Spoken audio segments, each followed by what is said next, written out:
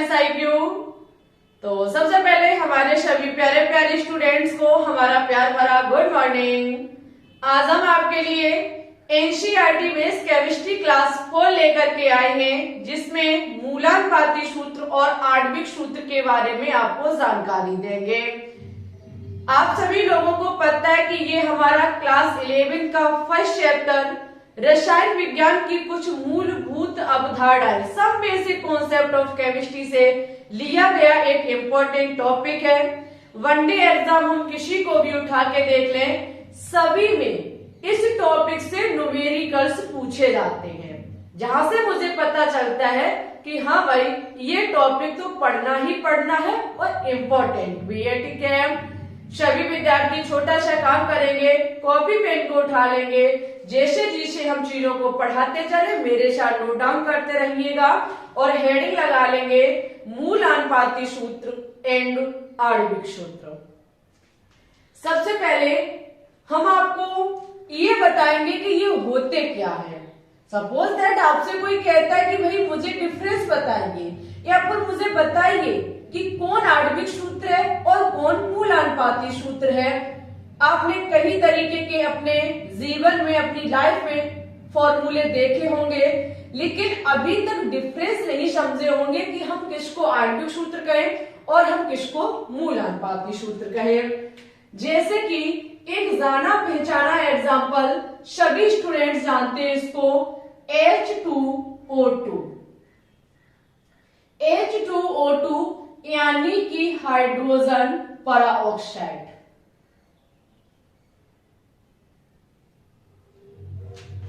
सभी से मेरा क्वेश्चन है कि आप इसको आणविक सूत्र कहेंगे या इसको आप मूलानुपाती सूत्र कहेंगे। तो देखिए, डिफरेंस करना बहुत मुश्किल काम है, लेकिन अगर हम बात करें आणविक सूत्र की, तो किसी भी यौगिक में जो परमाणु वास्तविक अनुपात के साथ है, कहने का मतलब है एक यौगिक के अंदर उसके परमाणु जो है उनका वास्तविक अनुपात ही हमको बताता है कि ये आणविक सूत्र है। और अगर किसी यौगिक का हम सरलतम अनुपात ज्ञात कर लेते हैं तो फिर वो सूत्र या यौगिक हमारा मूलानुपाती सूत्र कहलाता है। समझने का प्रयास करिए। H2O2 की बात करें, हाइड्रोजन पराऑक्साइड की बात करें, तो ये एक यौगिक है। इस यौगिक में जो परमाणुओं का अनुपात है वो वास्तविक अनुपात है। ये रियलिटी है कि हाइड्रोजन पराऑक्साइड में हाइड्रोजन के 2 परमाणु होते हैं और ऑक्सीजन के भी 2 परमाणु होते हैं, जहां से ये हमारा हाइड्रोजन और ऑक्सीजन के बीच का रेशियो जो है वो वास्तविक रेशियो है। हाँ, अगर हम इससे सरलतम रेशियो ज्ञात कर ले तो फिर वो बनने वाला सूत्र हमारा मूलानुपाती सूत्र कहलाएगा। समझ गए? तो सबसे पहले अगर हम देखेंगे H2O2 को, तो यहां पर हाइड्रोजन और ऑक्सीजन का रेशियो कितना है? 1:2:2। ठीक है, और इसमें जो यौगिक है आपका, इसमें परमाणुओं का वास्तविक अनुपात है। कैसा अनुपात है? वास्तविक अनुपात। और भाई जहां यौगिक में परमाणुओं का वास्तविक अनुपात होता है वो हमारा आणविक सूत्र होता है।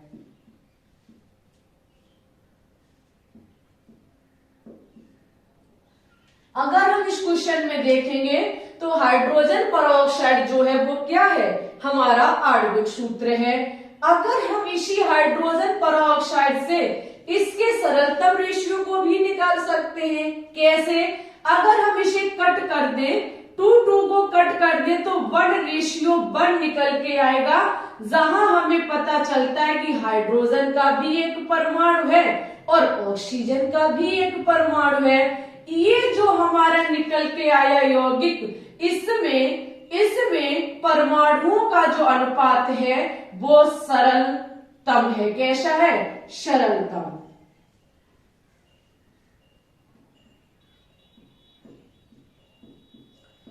यहाँ पर इस यौगिक में परमाणुओं का जो अनुपात है वो सरलतम है। कैसे सरलतम है? क्योंकि हमने भाई कट करके निकाला, तो ये हमारा क्या हो जाएगा? ये हमारा मूलानुपाती सूत्र हो जाएगा। मोटे मोटे पे तौर पर समझने का प्रयास करिए कि किसी भी यौगिक का जो उस यौगिक में परमाणुओं का वास्तविक रेशियो होता है, रियल रेशियो होता है, अनुपात होता है, वो यौगिक या फॉर्मूला हमारा आणविक सूत्र कहलाता है। और उससे हम जो सरलतम अनुपात निकाल लेते हैं परमाणुओं का, फिर बनने वाला यौगिक या सूत्र हमारा मूलानुपाती सूत्र होता है। ये हाइड्रोजन परऑक्साइड का एक सरलतम सूत्र है HO, तो ये हमारा मूलानुपाती सूत्र होगा। ठीक है डियर स्टूडेंट्स, ये छोटी सी नॉलेज थी आपके लिए। अब हम बात करेंगे कि मूलानुपाती सूत्र और आणविक सूत्र में संबंध क्या होता है। वनडे एग्जाम में न्यूमेरिकल्स को कैसे सॉल्व करते हैं, स्टेप बाय स्टेप हर एक चीज सीखेंगे आप लोग। सबसे पहले आपको कुछ चीजें पता होनी चाहिए।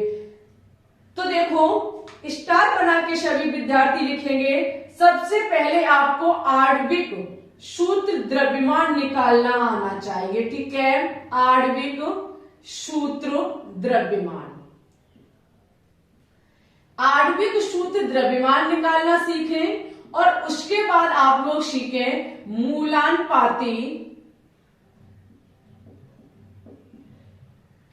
मूलानुपाती सूत्र द्रव्यमान।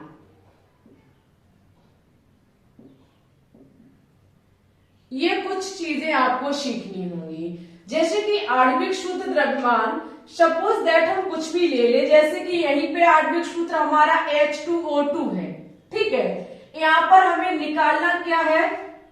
सूत्र द्रव्यमान। इसके परमाणुओं को रखते जाइए। सबसे पहले 2 हाइड्रोजन के परमाणु भार इसका 1 होता है।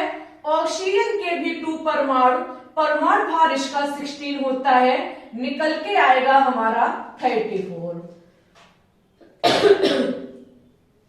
मूलानुपाती सूत्र हमारा HO निकल के आया है, जहां पर हाइड्रोजन का 1 परमाणु भार, ऑक्सीजन का 16 निकल के आएगा 70। ठीक है, ये हमारा आणविक सूत्र द्रव्यमान हो गया और ये हमारा मूलानुपाती सूत्र द्रव्यमान हो गया। बहुत अच्छी बात, खुशी की बात, तालियां हो जाएं। हमने बहुत कुछ सीख लिया, आपने सीख लिया, हमने सिखा दिया।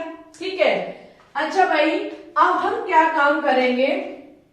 संबंध को देखेंगे कि आणविक सूत्र और मूलानुपाती सूत्र में संबंध क्या होता है। संबंध को सीखने के बाद इसके न्यूमेरिकल्स करना आप लोग सीखेंगे। ठीक है, सभी विद्यार्थी इसकी स्क्रीनशॉट ले सकते हैं।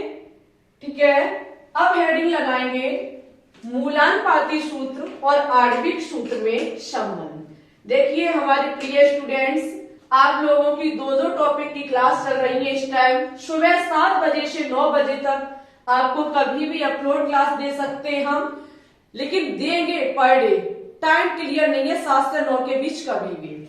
और वहीं पर जो आपकी इनऑर्गेनिक केमिस्ट्री सुबह हो गई, ऑर्गेनिक केमिस्ट्री भी शाम को देते हैं 3 बजे से 4 बजे के बीच में। ठीक है, तो इसके लिए आप चैनल को सब्सक्राइब कर ले, जब भी हम वीडियो अपलोड करेंगे तुरंत नोटिफिकेशन पहुंचेगा। मूलानुपाती सूत्र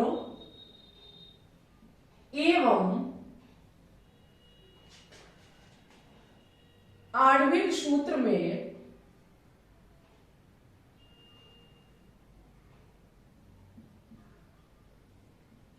संबंध।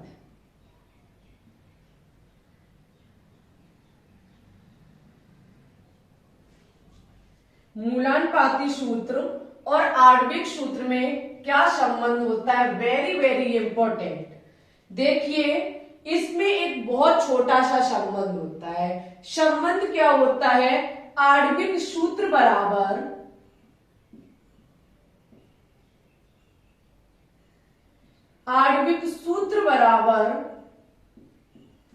n इंटू मूलानुपाती सूत्र। मूलानुपाती सूत्र। चलो भाई, हमने आणविक सूत्र जाना कि हाँ कुछ है, हम सीखेंगे। मूलानुपाती सूत्र भी आपने जाना कि ये कुछ होता है, लेकिन हम एन कहां से लेके आएंगे। सपोज दैट हमें मूलानुपाती सूत्र पता है, ज्ञात आणविक सूत्र करना है, तो हम एन का मान कहां से लाएंगे, सबसे बड़ी प्रॉब्लम। तो देखिए, एन बराबर होता है, एन बराबर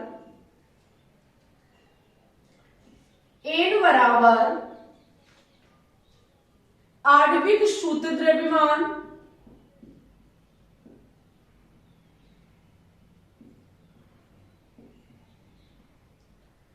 आणविक सूत्र द्रव्यमान वटे मूलानुपाती सूत्र द्रव्यमान।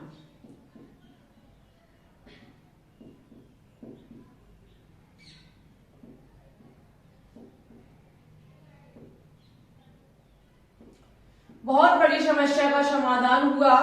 एन का मान हम ज्ञात कर लेंगे आणविक शुद्ध द्रव्यमान और मूलानुपाती शुद्ध द्रव्यमान करके। अब आपका क्वेश्चन उठ सकता है कि ठीक है, मूलानुपाती शुद्ध द्रव्यमान हम मूलानुपाती सूत्र से ज्ञात कर लेंगे, लेकिन मैम जी जब तक आणविक सूत्र ही नहीं हमारे पास होगा तो द्रव्यमान इसका कहां से आ जाएगा।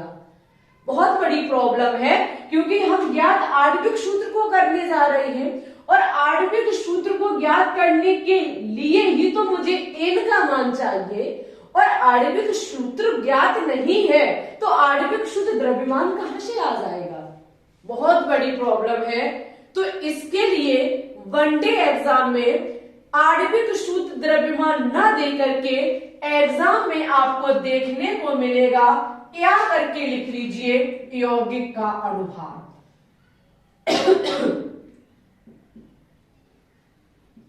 यौगिक का अणुभार, आपको यौगिक का अणुभार दिया जाएगा। वटे में आप क्या काम करेंगे, मूलानुपाती सूत्रभार।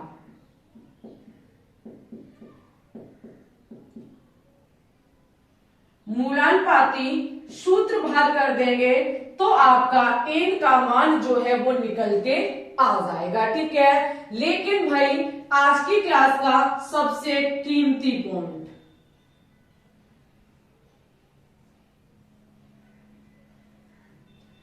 आज की क्लास का सबसे कीमती पॉइंट सभी स्टूडेंट्स लिखेंगे। यौगिक का अणुभार दिया जाएगा, बहुत अच्छी बात है। अगर यौगिक का अणुभार एग्जाम में नहीं दिया जाता है तो आपको वाष्प घनत्व दिया जाएगा। क्या दिया जाएगा, वाष्प घनत्व। और वाष्प घनत्व और अणुभार के बीच एक छोटा सा संबंध होता है, अणुभार बराबर 2 इंटू वाष्प घनत्व। 2 इंटू वाष्प घनत्व आज की क्लास का सबसे इंपॉर्टेंट पॉइंट, सबसे कीमती पॉइंट यही लिखा हुआ है। एग्जाम में आपको अगर यौगिक का अणुभार नहीं दिया गया है तो ज्ञात करेंगे आप 2 इंटू वाष्प घनत्व। क्वेश्चन में आपको वाष्प घनत्व 100% दिया होगा। अगर वाष्प घनत्व है तो 2 का मल्टीप्लाई करके आप यौगिक का अणुभार ज्ञात कर लेंगे। ठीक है, इतनी चीज आपको पता होनी चाहिए। अब हम पढ़ेंगे न्यूमेरिकल्स की तरफ। किसकी तरफ, न्यूमेरिकल्स की तरफ पढ़ेंगे। इससे पहले सभी विद्यार्थी इसकी स्क्रीनशॉट लेंगे और हम आपके सामने कुछ सवालों को रखेंगे, जिसके हिसाब से आप सीखेंगे कि हम इनको ज्ञात कैसे करते हैं।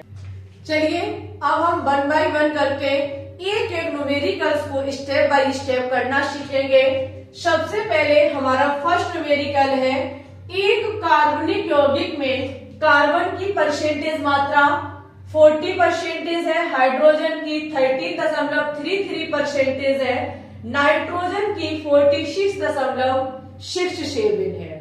इसमें आपको ज्ञात करना है मूलानुपाती सूत्र। सबसे पहले एक एक स्टेप को बहुत ही ध्यान से समझेंगे, हर एक स्टेप आपके लिए कीमती होने वाला है। आपको क्या काम करना है, जो परसेंटेज में मात्रा दी गई है उसको ग्राम में कन्वर्ट कर लेंगे। किस में कन्वर्ट कर लेंगे, ग्राम में कन्वर्ट कर लेंगे। ठीक है,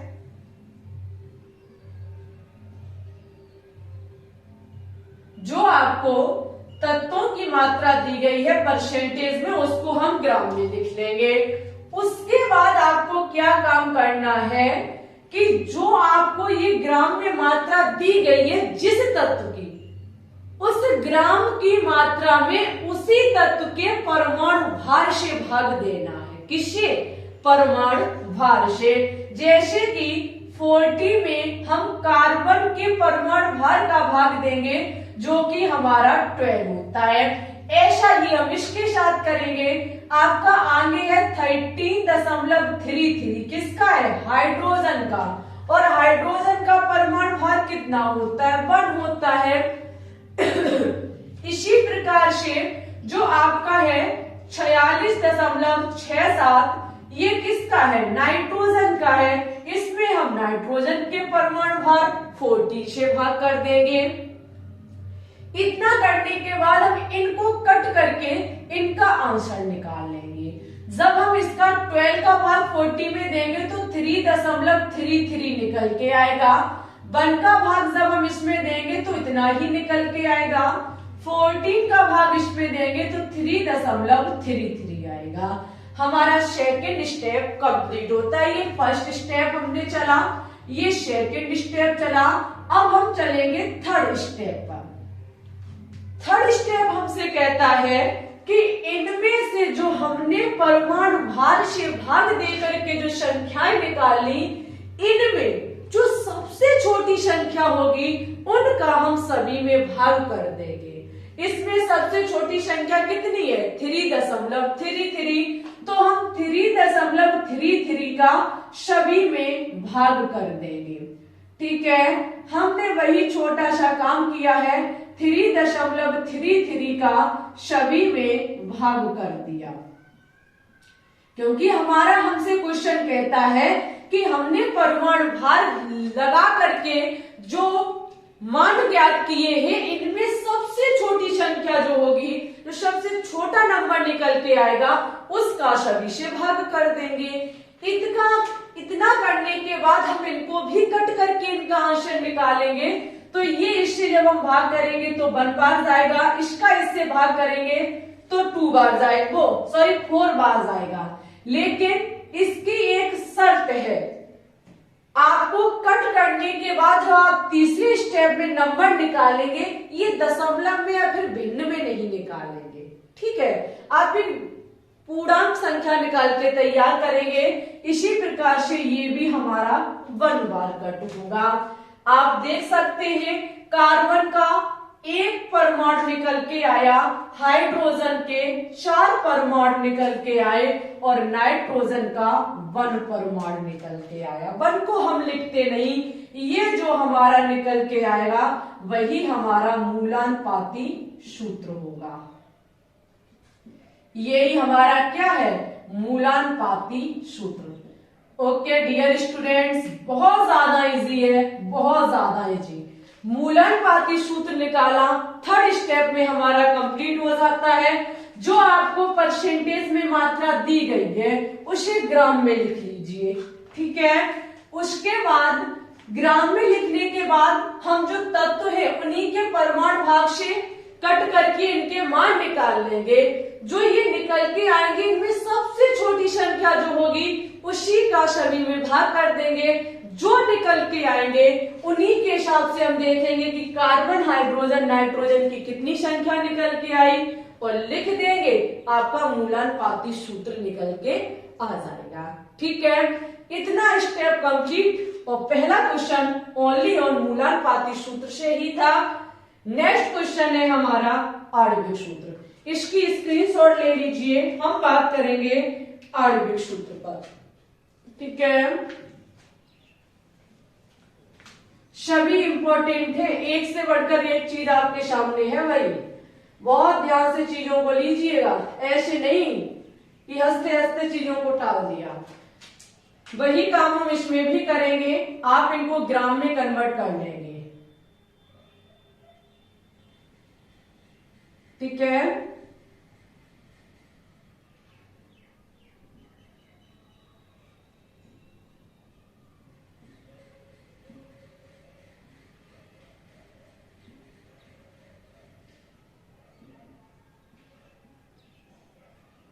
ओके, इतना जब हम कर लेंगे तो अब हमें सबसे पहले मूलानुपाती सूत्र तक पहुंचना है।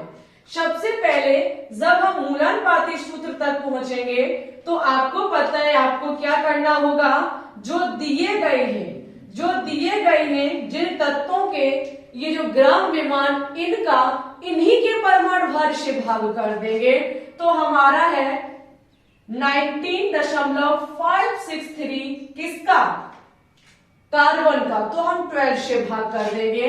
उसके बाद है हमारा 42.394 जो कि किसका है, पोटेशियम का। पोटेशियम यानी कि 1939 होता है। और उसके बाद हमारा आयरन का है 15.217। आयरन का परमाणु भार 56 होता है, 56 से भाग करेंगे। और उसके बाद नाइट्रोजन का है 22.826, नाइट्रोजन का 14 होता है। ये इसका हो गया, नहीं ये इसका हो गया, ये इसका हो गया, ये इसका हो गया और ये इसका हो गया। ठीक है, जो हमें ग्राम में मान दिए गए थे हमने परमाणु भार से भाग कर दिया। परमाणु भार से भाग किया तो हम देखेंगे हमारी कितनी बार कट होते। देखो हम डायरेक्ट लिखेंगे, हम कैसे बेफालतू का समय बर्बाद करके क्यों कट करेंगे। हमने कट पहले से करके रखे, हम कट करके डायरेक्ट आपके सामने लिखेंगे 1.63। उसके बाद आपका 1.08 और 0.27 1.63। ये हमारा इतनी बार कट होकर के हमारा निकल के आएगा। जब स्टेप सेकंड कंप्लीट होता है तो हमें क्या काम करना होगा, जो सबसे कम संख्या में निकल के आएगा उसका सभी में भाग कर देंगे। सबसे कम संख्या में ये रहा तो इसका हम सभी में भाग कर देंगे, सब में हम इसका भाग देंगे। ठीक है,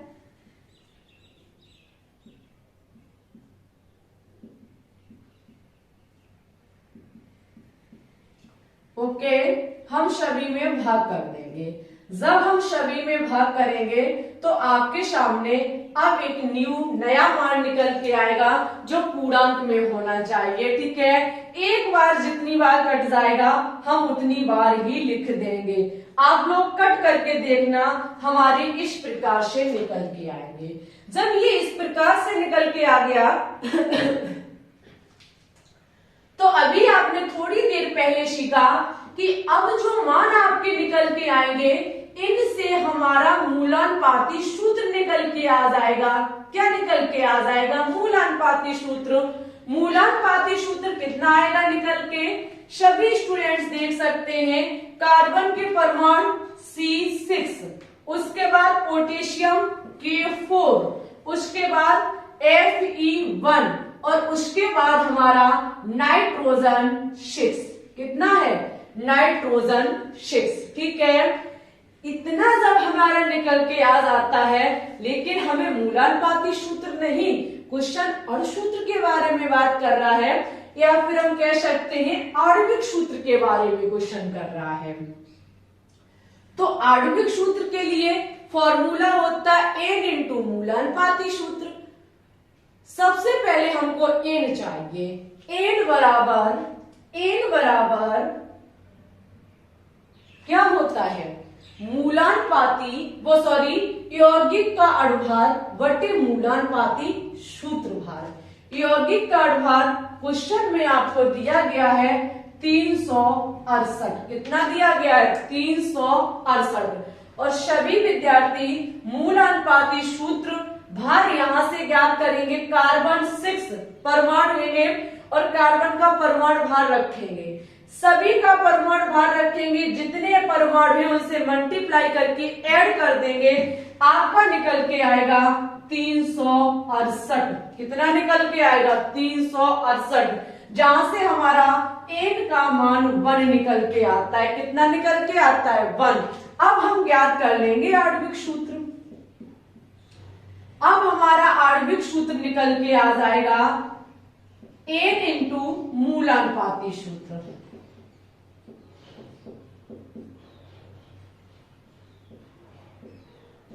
एन इंटू मूलानुपाती सूत्र, एन का मान 1 है, मूलानुपाती सूत्र कितना निकल के आया C6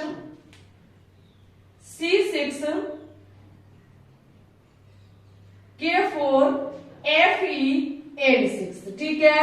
ये हमारा निकल के आ गया मूलानुपाती सूत्र।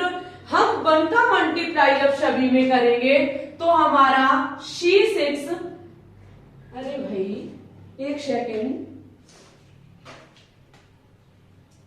तो हमारा निकल के आएगा C6 K4 FeN6। लेकिन इस फॉर्मूले को हम बिल्कुल जो सही से लिखेंगे वो फॉर्मूला हमारा होगा K4 FeC6N6।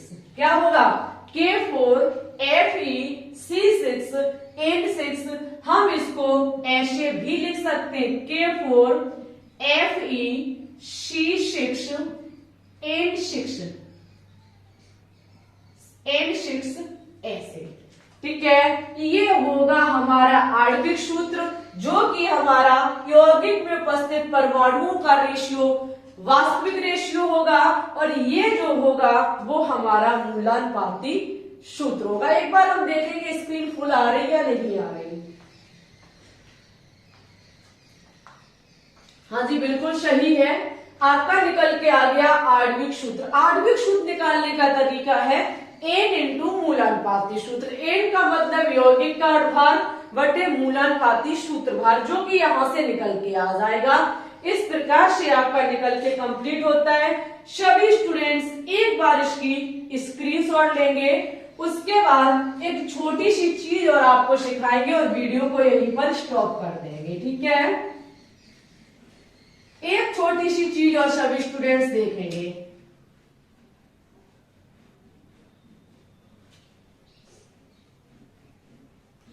वो ये है, वैसे अधिकांश स्टूडेंट्स को पता होगा, लेकिन नहीं पता उन विद्यार्थियों के लिए है तत्व की प्रतिशत मात्रा ज्ञात करना।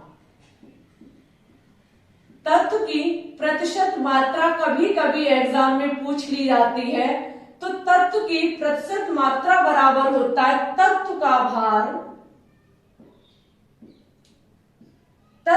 भार बटे यौगिक का भार।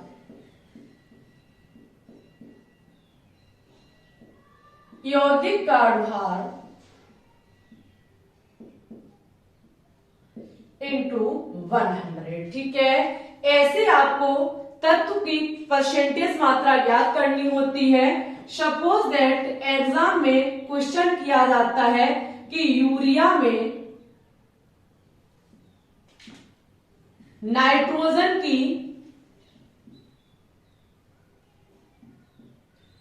नाइट्रोजन तत्व की प्रतिशत मात्रा ज्ञात करिए।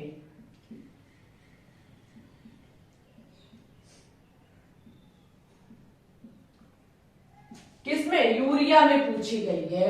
क्वेश्चन को सॉल्व करने का तरीका होता है, सबसे पहले यूरिया यौगिक हो गया जिसमें तत्व नाइट्रोजन की परसेंटेज मात्रा पूछी गई है। सबसे पहले यूरिया का आपको पता होना चाहिए अणुभार, क्योंकि यूरिया आपकी होती है NH2CO NH2। यहाँ पर ये यूरिया है क्या? यौगिक है, तो हमें यौगिक का अणुभार भी चाहिए, तत्व जिसकी पूछी गई है उसका भी भार चाहिए।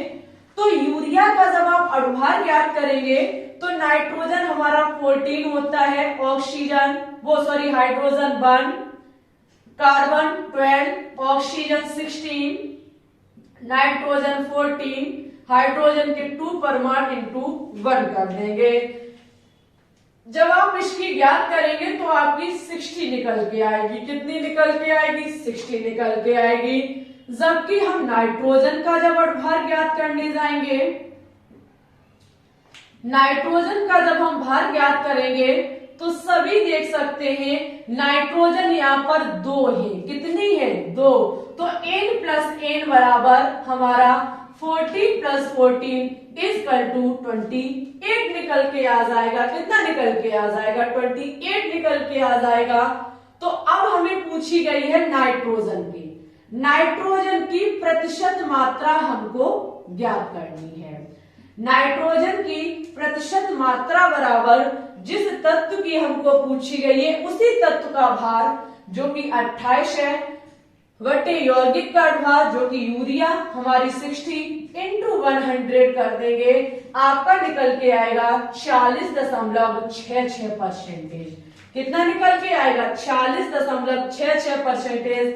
जहां से पता चलता है कि यूरिया में नाइट्रोजन की परसेंटेज मात्रा 40.66% है। सभी स्टूडेंट्स हमको यूरिया में कार्बन की परसेंटेज मात्रा निकाल करके कमेंट बॉक्स में कमेंट करके बताएंगे, ठीक है। यहीं पर हमारा आज का टॉपिक खत्म होता है। नेक्स्ट क्लास में आपका क्लास 12 का क्लास 11 का सेकेंड चैप्टर एटॉमिक स्ट्रक्चर परमाणु संरचना चलाया जाएगा। तब तक इस क्लास को भरपूर प्यार दे, अच्छे से देख ले, और अगर आपको यहाँ से कुछ नया सीखने को मिले, कुछ अच्छा खासा समझ में आया हो तो प्लीज वीडियो को लाइक, शेयर और चैनल को सब्सक्राइब भी कर दें। आप हमारे टेलीग्राम चैनल से भी ज्वाइन हो सकते हैं, क्योंकि सपोज दैट आपके पास नोटिफिकेशन नहीं आता या फिर बाई चांस क्लास का टाइम पता नहीं है तो आपको टेलीग्राम बता देगा कि हाँ क्लास अपलोड हो गई, चलो भाई वॉच कर ले इसको। ओके, सभी विद्यार्थी का बहुत बहुत धन्यवाद क्लास में आने के लिए। इसी प्रकार से शाम 3 बजे की भी क्लास देखना ना भूलें, जहां पर ऑर्गेनिक केमिस्ट्री आपको लगातार कराई जा रही है। अब की बार एग्जाम में धुआं करके ही आपको आना है, ऐसा आपको खुद से प्रॉमिस करके आना करना है और करके दिखाना है, ठीक है।